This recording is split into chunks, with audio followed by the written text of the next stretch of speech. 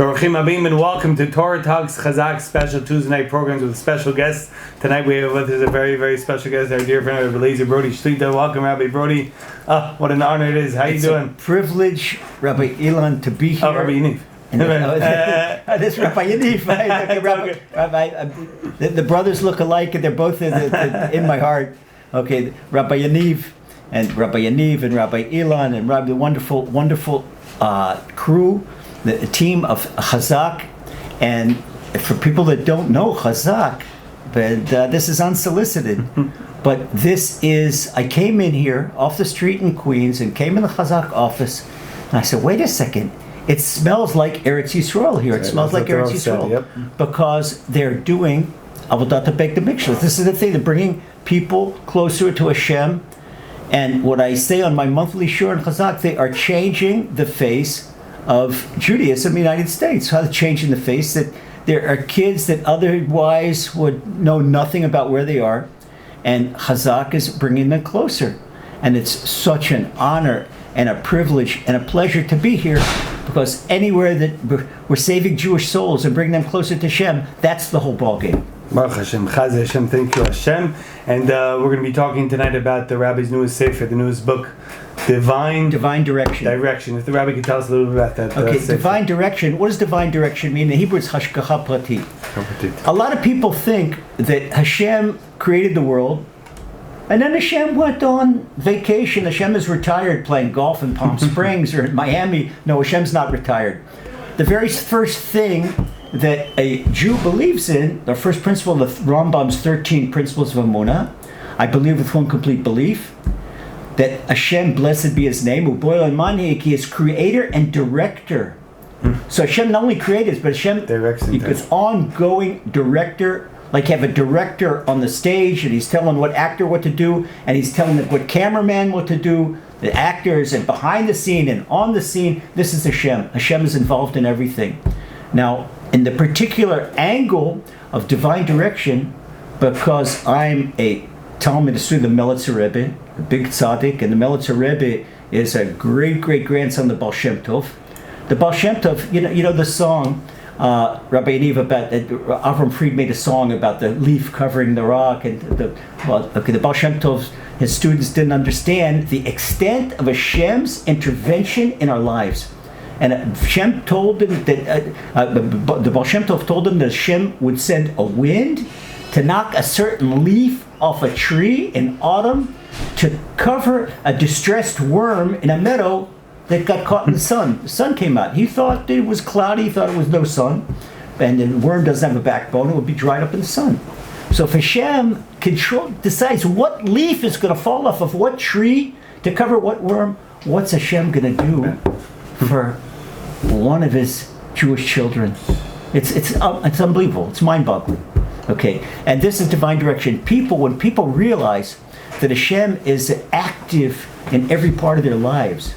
I have a little joke. If I put a stethoscope with a microphone to your heart would go Yud-Kei, Vav-Kei, Yud-Kei, Vav-Kei. That's Hashem personally beating your heart. That's Hashem personally deciding your blood pressure.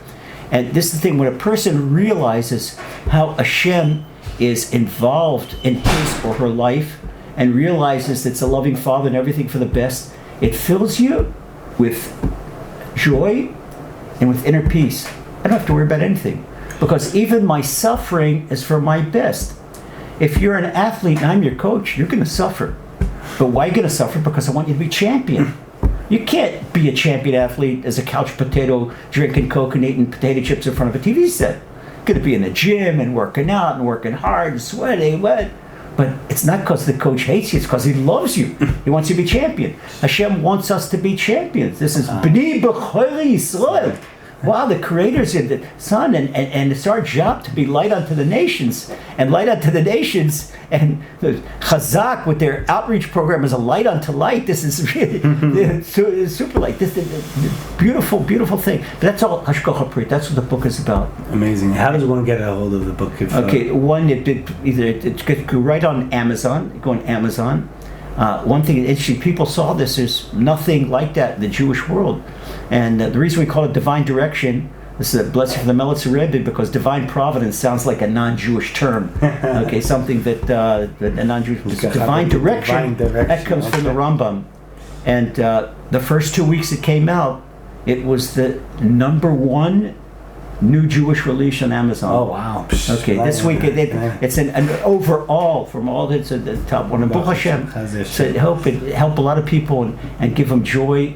And so while Rabbi's talking about divine direction, it's hard to say this, but our dear friend Rabbi Zechariah Wallerstein of blessed memory, the loss, and I was at the Levaya in New York, and I watched the Rabbi do an hesped, a eulogy in the Levaya in the funeral in Israel. Maybe we could have a word or two about our dear friend. Certainly. One thing I said, and it's talking about somebody that we're playing in a league. Okay, involved in outreach, involved in Jewish education, and involved in speaking around the world. Rabbi Yaniv, if you ask me who's the #1 Jewish speaker in the world, was Rabbi Zechariah Wallerstein. Who's the #1 educator in the Jewish world? Rabbi Zechariah Wallerstein. Who saved single-handedly more neshamas, picked up these off-the-derech girls? I know Rabbi Zechariah Wallerstein. I know women that are rebbitzins today in Beit Shemesh, their husband Koil with 6 kids, that we don't remind about Tshuva what he did. Right. Rabbi Zechariah Wallerstein picked them up from behind the 7-Eleven when they were doing all kinds of stuff we don't want to mention. And the great heroic thing, when a boy falls off the way and he comes back, he's a hero. Right. But when a girl falls off the way, nobody wants to touch her with a 10-foot pole. Rabbi Zechariah gave them a new life. And I know because every time I was in New York, under the radar, in the day, I'd spend a day with Rabbi Zechariah Reserve and go around talking to the schools. We did a lot of things together. And the reason for this whirlwind trip, 2 weeks in the United States and Mexico, coast to coast, north to south. Wow. If the main poster, it's called Going Higher, Lilu Nishmat Rabbi Zechariah Wallerstein. Why? Because we got to keep going the momentum. And this is where, in my humble opinion, you personally and Chazaq play a big part because of your power. There are things that Rabbi Zechariah did single-handedly. And it's like on a football field when somebody fumbles the ball, and now who's going to pick it up? If we don't pick it up, the dark side, the Sitrach, is going to pick it up. We cannot let that happen. 100%. We got to recover that fumble and keep on going toward the goal line. 100%, okay. Definitely, and we will definitely do that in his memory. And it's a big loss for Klal Yisrael. We have very big shoes to fill, and we will, with God's help. So, Rabbi Brody, we're unfortunately rushing to an event. I wish we could have this Torah talk forever because there's so much insights and gems and chizuk from the Rabbi. But if you could leave us with one final message, one final grand slam that you could leave for our broad audience. Okay, there's a quick way into Gan Eden. Suppose somebody says, you did this and you did that. There is a quick way into Gan Eden. If you save one Jewish soul, says the Gemara in Sanhedrin, you've saved an entire world. There's no such thing that a person saves an entire world because every single Jewish soul is Hashem's only child. Hashem has you're unique. And to say that a person is not unique is to say that the Creator does something that's superfluous. Hashem does not do something without reason. If Hashem created you, it means that the world cannot function without you. So when you have a Jewish soul that is outside the framework of Torah, and just it is in the hands of the dark side. And when you take that and recover, it's like saving a soul behind the line. My Rosh Yeshiva, Rabbi Noach Weinberg, told me when I was in the Smicha class in Eshet Torah, before he gave me my ordination, he gave me my marching orders, and he said, Lazer, I want you, any soul you meet, imagine that it's on the train to Auschwitz. And you've got 5 minutes to pull them off. That's it. Okay. Chazaq has pulled a lot of souls off the train to the spiritual Auschwitz. Okay. If you want to get Gan Eden, any way you can help Chazaq, voluntarily, financially, because don't think that Chazaq sits back when you've got the Super Bowl. The reason it's a Super Bowl because you got 2 tough teams on the league.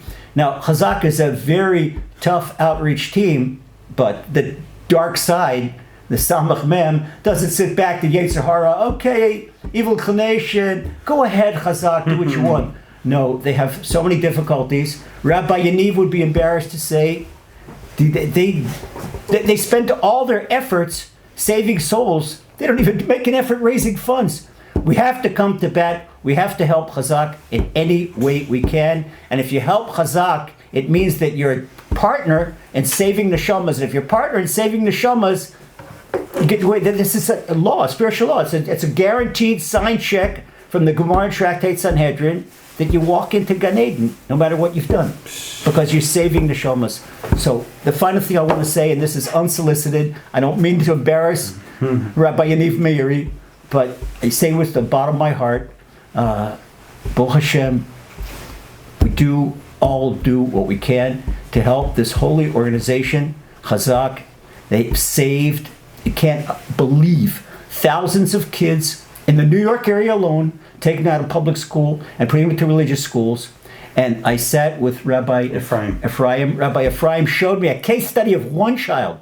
The effort that goes into one child, sometimes from broken homes, sometimes coming from Russian immigrants, sometimes it is mind-boggling. The effort goes into one child. And we're talking about thousands of children.